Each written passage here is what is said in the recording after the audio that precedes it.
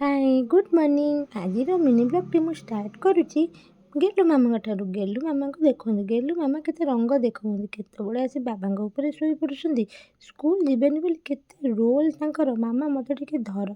ମୁଁ ତାଙ୍କୁ ଟିକେ ଧରିକି ଗେହ୍ଲା କଲି। ତାପରେ ଗେଲୁ ମାମା ଏବେ ଆମର ସ୍କୁଲ ଯିବା ପାଇଁ ରେଡ଼ି ହେଇଗଲେ।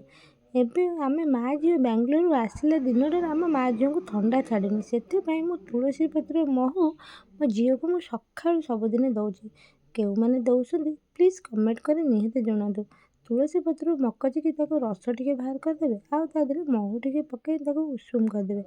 ତାପରେ ଆଉ କ'ଣ, ଥଣ୍ଡା ତ ଗୋଟେ ମିନିଟ୍ରେ ଛାଡ଼ିଯିବ ଆଉ। ଗେଲୁ ମାମା ଏବେ ଆମ ସ୍କୁଲ ପାଇଁ ପୁରା ରେଡ଼ି। ବଡ଼ ମା ଆସୁଛନ୍ତି, ତାଙ୍କ ପାଦ ଧୂଳି ଟିକେ ନେଇଗଲେ ଆଉ ମାମା ଚାଲିଲେ ସ୍କୁଲ। ଭିଡ଼ିଓଟି ଯଦି ଭଲ ଲାଗିବ ପ୍ଲିଜ୍ କମେଣ୍ଟ କରିଦେବେ, ଲାଇକ୍ କରିଦେବେ, ସବସ୍କ୍ରାଇବ୍ କରିଦେବେ। ଏବେ ମୋର ଖଟ ଫଟ ଝଡ଼ାଝଡ଼ି କରି ରୋଷେଇ ପ୍ରସ୍ତୁତ କରିଛି। ଏଇଠି ରହୁଛି, ବାଏ ବାଏ।